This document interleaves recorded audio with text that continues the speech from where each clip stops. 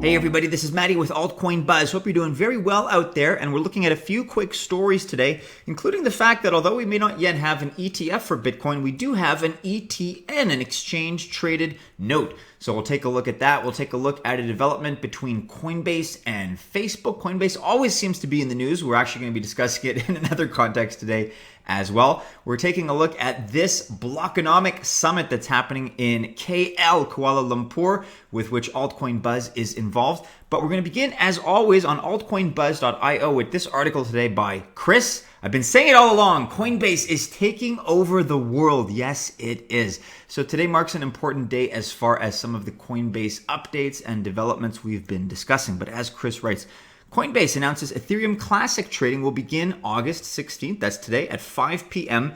Pacific. Makes that about 8 p.m. Eastern Time if you're in North America. Coinbase also announces Coinbase Wallet, which helps to bring adoption of cryptocurrencies and the use of decentralized applications, dApps. So Coinbase has announced that Ethereum Classic trading on all platforms will begin on August 16th at 5 p.m. Pacific.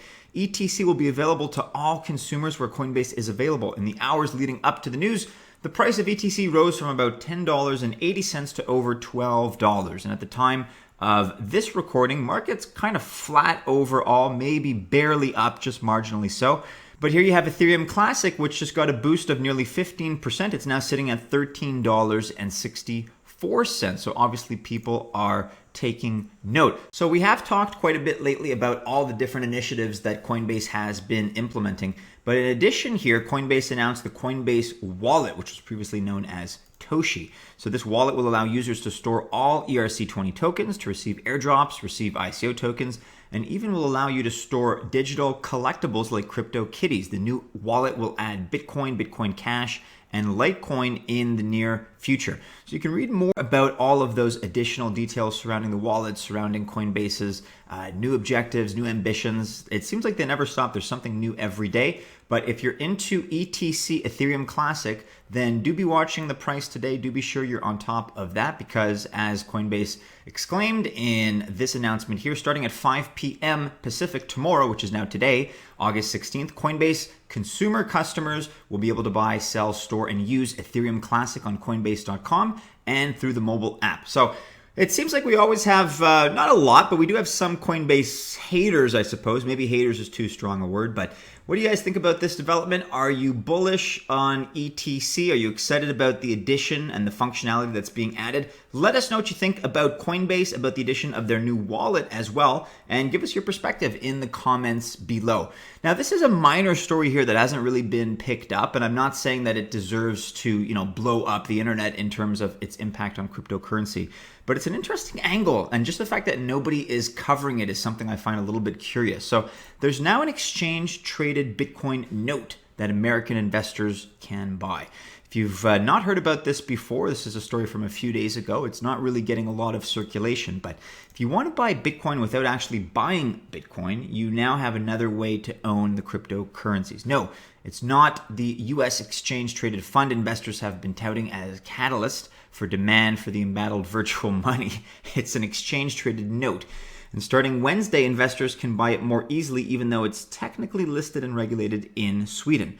So this product is called Bitcoin Tracker 1, and it's now quoted in US dollars under the ticker CXBTF, helping brokerages offer to American investors. It started trading on the NASDAQ Stockholm Exchange in 2015. I've never heard of this personally, and yet it's the kind of thing that's been right there apparently in front of us.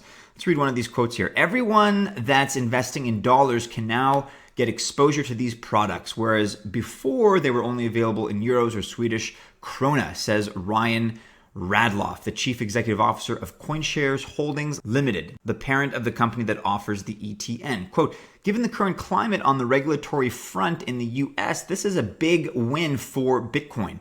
It's amazing that nobody even seems to be discussing it. I think we, and I've said this many, many times on this YouTube channel, but I think we've put, for whatever reason, some people have put all their eggs in this one ETF basket, and it just doesn't make any sense. It doesn't really to me, present a make or break variable in any meaningful way. But I don't know. That's how the public seems to be perceiving it collectively, at least to a certain extent.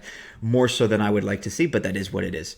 Quote, I do see this as a competitive product, Radloff says. Our products historically have not traded at a premium and are liquid. If you want to read more about the exchange traded note, I know this is not everybody's favorite cup of tea. It's a little bit of a drier, kind of financially oriented article, but you can take a look at that. We'll also link to this article on Investopedia if you want to get into the nitty gritty about what exactly is an exchange traded note, how is it different to an exchange traded fund, an ETF. Just briefly, exchange traded notes, ETNs, are close cousins to exchange traded funds, ETFs, but there are some key structural differences. So for investors interested in exploiting this kind of investment, we'll explain how they work when it comes to index investing and compare them to ETFs. So for more information, we're going to leave this available, of course, in the description below. Again, there are some minor details that if you're interested in this kind of thing, I think it would be worth reading up on. It certainly can't hurt. In other news today, by leaving Coinbase's board, Facebook's David Marcus removes a potential conflict as the social network ramps up its crypto strategy. So this is something that's been reported on for a while. You have a senior executive from the Messenger app, David Marcus, who's been cozily sitting on the Coinbase board of directors for a long time, and that's actually sparked some rumors as to their involvement, whether there's a potential acquisition, whether Coinbase is going to be helping them list something in particular or start up their own, who knows, Facebook coin, Facebook token. But in May, Facebook said David Marcus was leaving his role running Messenger to start an internal blockchain initiative. So Facebook has always been talking about focusing more and more on crypto, on blockchain as a priority, and that comes right from the top of the flagpole with Mr. Mark Zuckerberg. Since that moment, a big question has been circling in the crypto world. What about his seat on Coinbase's board? Coinbase, the leading exchange for Bitcoin and other digital currencies, is the clear breakout success in the early days of blockchain, reaching a valuation of $8 billion on a reported $1 billion in revenue last year.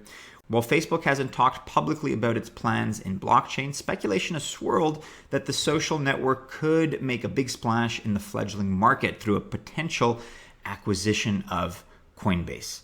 So I guess this is the whole rationale for David Marcus to step down. He wanted to remove any public perception that, who knows whether or not it was accurate, but he wanted to remove that perception as far as what people saw in general. Quote, under David's leadership, Facebook is poised to be one of the leading players in crypto and an active acquirer, says Ryan Gilbert, a partner at Propel Venture Partners and a small Coinbase investor.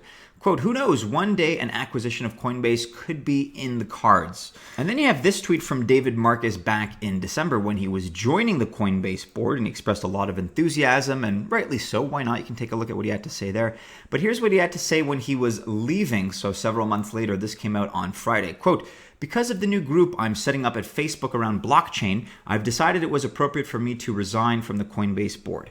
Getting to know Brian Armstrong, who's become a friend, and the whole Coinbase leadership team and board has been an immense privilege. I've been thoroughly impressed by the talent and execution the team has demonstrated during my tenure, and I wish the team all the success it deserves going forward.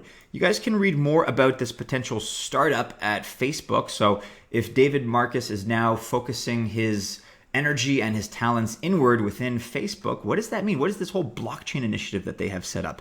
I suppose time will tell. We're not sure just yet, but it seems like something is brewing and something is certainly in the works.